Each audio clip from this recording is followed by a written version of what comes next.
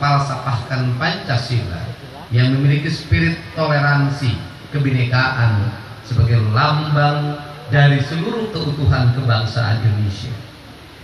Yang saya hormati Pak Danrem, Pak Dandim, seluruh jajaran yang mewakili Pangdam 3 Siliwangi, bahwa kita sesungguhnya sudah lama menjadi bangsa yang besar.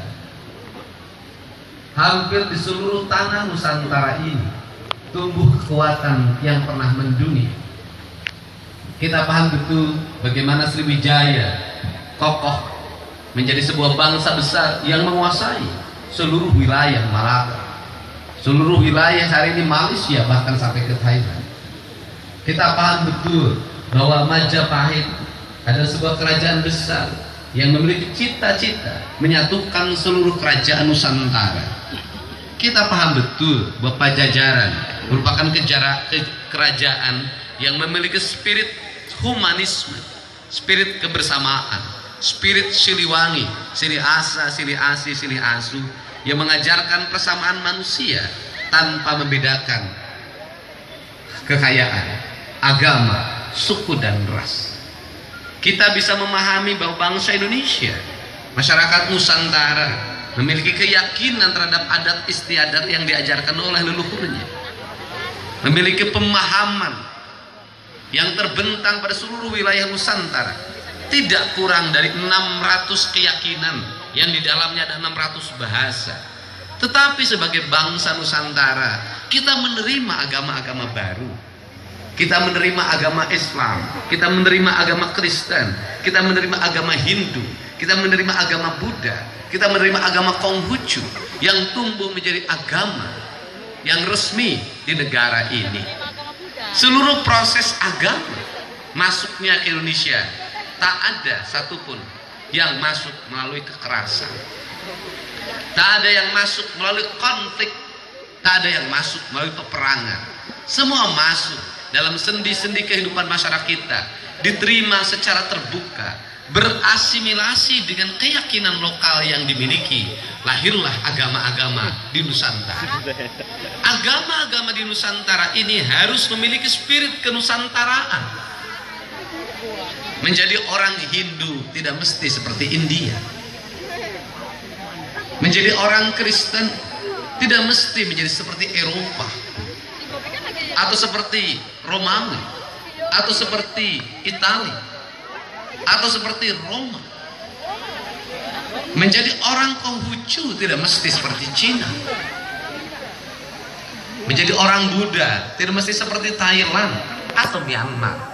Menjadi orang Islam tidak mesti seperti orang Arab.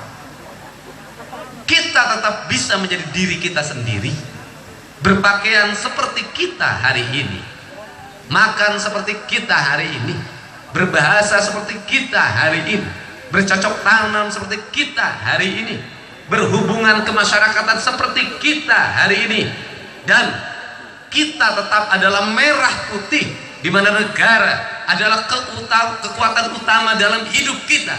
Kita tidak mungkin hidup kalau tidak menginjak tanah Indonesia. Kita tidak mungkin hidup kalau tidak meminum air Indonesia. Kita tidak mungkin hidup kalau tidak menghirup udara Indonesia. Kita tidak mungkin hidup kalau tidak menikmati matahari Indonesia. Ketika kita menolak Indonesia menjadi sendi kebangsaan kita, jangan tinggal di negeri ini.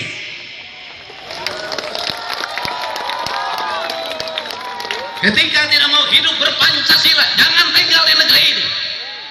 Ketika tidak menghormati perbedaan, jangan tinggal di negeri ini. Ketika satu sama lain saling berbantah-bantah, jangan tinggal di negeri ini. Negeri ini hanya untuk dihuni oleh orang-orang yang menerima Pancasila, Undang-Undang Dasar 45, kebinekaan, toleransi dan kebersamaan. Kita punya sejarah. Tidak pernah ada konflik agama di negeri ini. Saya tegaskan, tidak pernah ada konflik agama di negeri ini. Jangan impor konflik agama di negara lain dibawa ke Indonesia. Tak ada urusan kami dengan seluruh konflik agama yang berkembang di negara lain. Orang Indonesia itu bertengkar nggak pernah urusan agama. Orang Indonesia itu bertengkarnya urusan rebutan air ketika musim kemarau. Orang Indonesia itu bertengkarnya paling rebusan batas sawah. Orang Indonesia itu bertengkarnya paling yang gede ada urusan sepak bola. Iya. Benar nggak?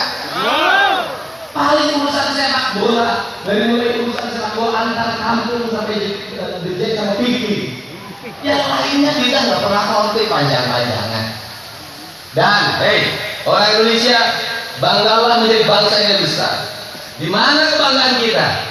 Kita tidak pernah membawa konflik masa lalu sebagai konflik turunan. Kita tidak pernah membawa konflik masa lalu sebagai konflik turunan. Saya ceritakan. Persoalan benar atau enggak, sejarah pernah menulis. Orang Galuh pernah perang sama Majapahit. Di Bubat ceritanya. Saya pulang dari Kawali dari mana. Sekarang orang Jawa Timur tengkar sama orang Jawa Barat. Enggak. Kawin. Saudara saya pencinta kerajaan Galuh. Ajudan saya orang Jawa Timur. Kakak ipar saya orang Surabaya. Kita ini selesai. Nggak ada problem. Orang lain nggak berhenti sampai sekarang. Bertengkar nggak berhenti. Kenapa? Karena pertengkaran politik dibawa dalam keyakinan, dibawa dalam kepercayaan, dimasukkan menjadi seolah-olah keimanan, padahal konflik. Kita nggak pernah. Jadi pertanyaannya, dengan bangsa lain bermartabat siapa? Yang keras. Dengan bangsa lain yang tukang bertengkar bermartabat siapa? Dengan bangsa lain yang tukang berkelahi sesama saudara bermartabat siapa? Dengan bangsa lain yang menyelesaikan konflik dengan bunuh-bunuhan bermartabat siapa? Kalau kita bermartabat, nggak usah guru sama bangsa lain, guru sama negeri kita sendiri. Jangan menganggap bangsa lain lebih hebat dari kita, kita yang lebih hebat. Masukkan dalam diri kita, orang Indonesia lebih hebat. Teriak ayo, orang Indonesia lebih hebat. Orang Indonesia lebih bermartabat. Orang Indonesia lebih berwibawa. Cuma satu, yuk bangun kepercayaan diri. Lemahnya orang Indonesia itu nggak punya kepercayaan diri yang kuat. Baru mau main bola udah ngomong lebih duluan, paling kalah. Nggak punya kepedean. Punya pesawat buatan IPTN, diledeknya luar biasa. Walah nggak akan bisa. Kalau giliran IPTN pesawatnya rusak, ribut luar biasa di media, pengamat ngomong semua jelek-jelekin. Giliran pesawat luar negeri yang jatuh, pada diem. Ini bangsa kita, yang bego-bego para pengamat yang bodoh itu yang sering jelekin bangsa sendiri. Ini lihat polisi nangkap teroris, wah itu mah sandiwara, pengalihan isu. Lihat tentara mau perang, wah tentara kita nggak akan kuat perangnya. Tentara kita ini jangankan pakai senjata bambu runcing aja Belanda kabur. Anda mau bandingin, tentara luar negeri yang hebat suruh masuk di hutan sama bekal mati. Tentara Indonesia nggak dikasih bekal masih hidup, malah tambah istri di hutan. Ini kan canda. Nah, ini artinya satu aja, kepercayaan diri. Ayo tumbuhkan. Kita nggak percaya diri kalau lihat yang hidung mancung cewek-cewek. Oh, waduh pengen punya suami bule. Bule juga penganggurannya banyak. Kalau lihat yang bajunya kelihatan iman, wah dia iman betul sama Allah, belum tentu. Ayo bangun kepercayaan diri. Bangun kepercayaan diri. Orang Sunda itu hebat, orang Jawa itu hebat, orang Bugis itu hebat, semua harus merasa hebat. Tanpa kepercayaan diri, kita akan menjadi bangsa yang dihinakan dan terhina sepanjang masa. Untuk itu, saya memandang sejak reformasi, terlepas dari Pak Harto dan berbagai kekurangannya, dari Pak Harto mengajarkan pada kita bagaimana berbangsa. Terlepas dari kekurangannya Bung Karno mengajarkan kita sebagai bangsa. Setelah Bung Karno, setelah Pak Harto nggak memimpin, nggak ada lagi yang ngajarin Pancasila. Nggak ada lagi. Pelajarannya satu ajaran barat, yang satu ajaran kekerasan. Masuknya lewat perkumpulan, lewat omongan, lewat tontonan, lewat gadget tiap hari masuk. Barat kekerasan, materialisme kekerasan, materialisme fundamentalisme. Otaknya kanan kiri, yang satu mencong kanan, yang satu mencong kiri, nggak ke tengah. Indonesia hilang. Saya bilang, kalau ini dibiarkan, tunggu 10 tahun lagi. Generasi yang paham Pancasila itu terakhir generasi saya. Pendidikan terakhir tahun 90 sampai 98. Setelah 98 ke sini nggak ada lagi pendidikan Pancasila. Anak-anak tidak mengenal lagi. Saya bilang tunggu kehancurannya 25 tahun ke depan. Kalau enggak, nah untung di kita ini masih ada pilar negara yang tidak terpengaruh oleh politik. Untung ada pilar negara yang tidak ikut mazhab pemikiran tertentu, yaitu TNI sama Polri. Kalau TNI Polri juga misalnya diadu-adu lewat undang-undang pemilu, suruh berpihak, berantakan bangsa ini. Sebelum berantakan, biasa Purwakarta kan selalu mau melopori perubahan untuk Indonesia. Kita bentuk Satgas Toleransi hari ini. Berbagai kabupaten kota di Indonesia bikin Satgas Toleransi. Saya menggulirkan pemikiran tentang lembaga pengkajian ideologi kebangsaan Pancasila. Pak Presiden sendiri hari ini menggulirkan lembaga pengkaji Pancasila setingkat menteri. Artinya boleh Purwakarta kecil, boleh bupatinya kurus, tapi pemikirannya banyak diikuti oleh banyak orang. Nah, semangat, harus bangga jadi orang Purwakarta. Dan saya tidak main-main membuat simbolisasi itu. Sebentar lagi saya akan meresmikan Museum Nusantara.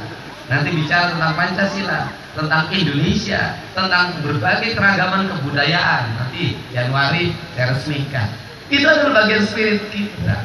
Untuk itu saya ucapkan terima kasih Bu Kajari, Ibu Wakil Ketua DPRD, Ibu Ketua Pengadilan, semuanya yang mendukung acara ini. Nanti kita ada 600, kita kan kemarin ada hampir 500 pengajar agama, pengajar kitab seluruh agama. Yang kedua, sekarang kita luncurkan lagi 600 guru pengajar ideologi kebangsaan Pancasila. Nah, ada TNI, ada Polri, ada PNS, ada Kiai, ada semuanya yang memiliki spirit Pancasila. Tanggal 25 kita Natalan yang meyakininya, masyarakat yang melaksanakannya, masyarakat kita, saudara kita yang Kristiani, yang Kristen, kita hargai enggak? Kita hargai enggak? Kita lindungi enggak? Kita jaga enggak? Rukun enggak? Dari dulu kita rukun. Tepuk tangan, dari dulu kita rukun. Sebentar lagi tahun baru, kita laksanakan enggak? Kita jaga ketertibannya enggak? Tapi kalau yang mabok takol jangan, gebuk jangan. Yang mabok bukan Pancasilais, itu pengikut kebenaran materialis yang bertentangan dengan prinsip-prinsip Pancasila. Setuju? Nanti yang suka jual sawah itu Pancasilais enggak? Enggak. Masa tanah air dijual? Bener gak? Anak muda yang minta ibunya jual sawah, beli motor, itu pengkhianat bangsa. Setuju? Awas. Anak muda yang jual kebun demi ceweknya, itu pengkhianat bangsa. Setuju? Anak muda yang rajin bekerja itu patriot bangsa. Setuju?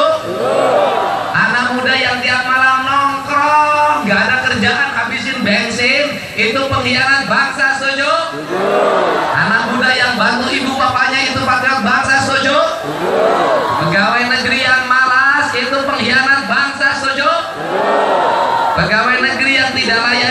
rakyat itu pengkhianat bangsa, setuju? Pemimpin yang tidak mengayomi itu pengkhianat bangsa, setuju? Pak Kades yang tidak ngurus orang miskin itu pengkhianat bangsa, setuju? Pancasila bukan simbol, tapi Pancasila substantif. Komitmen pada bangsa bukan upacara saja, bukan baca buku, tapi perilaku kita agar kita dihormati oleh bangsa lain. Caranya makmurkan negara, lindungi rakyat, nggak boleh ada orang sakit yang tidak terobati, tidak boleh ada anak miskin yang tidak sekolah, tidak boleh ada rakyat yang perutnya lapar. Semuanya negara harus hadir memegang ideologi Pancasila, menjaga ketuhanan sampai keadilan sosial bagi seluruh rakyat Indonesia. Itu saja. Nanti kita tinggal ingetin pada pengambil kebijakan di Jakarta, anggota DPR, kita ingetin nyusun undang-undangnya jangan sibuk di undang-undang pemilu aja. 5 tahun sekali ganti, buka tutup sesuai dengan keinginan partainya. Tetapi kita ingetin pada mereka, buat undang-undang yang mengatur tentang Pancasila. Ketuhanan seperti apa wujudnya, kemanusiaan seperti apa wujudnya, persatuan seperti apa wujudnya, kerakyatan seperti apa wujudnya, keadilan seperti apa wujudnya, baru Pancasila sakti. Kalau undang-undang yang mengatur tentang teknis berpancasila tidak dibuat, Pancasila hanya akan ada di imajinasi pikiran orang, tidak ada dalam wujud, sehingga kesaktiannya akan berkurang. Kenapa? Tidak ada undang-undang yang melindungi dan mengatur serta mengayomi penerjemahan dari Pancasila itu sendiri. Ini kelemahan kita. Ini yang harus jadi kajian-kajian. Jadi saya usul itu ke depan. Persatuan Indonesia. Nah, kalau yang kerjanya ngomongin orang, bikin ribut, kerjanya provokasi aja, bikin pecah belah aja, nanti hukumannya apa? Dari ucapan aja harus sudah dihukum. Persatuan Indonesia, kalau orang nggak mau ronda, hukumannya apa? Persatuan Indonesia, orang nggak mau kerja bakti, hukumannya apa? Kemanusiaan yang dipimpin, kemanusiaan yang adil dan beradab.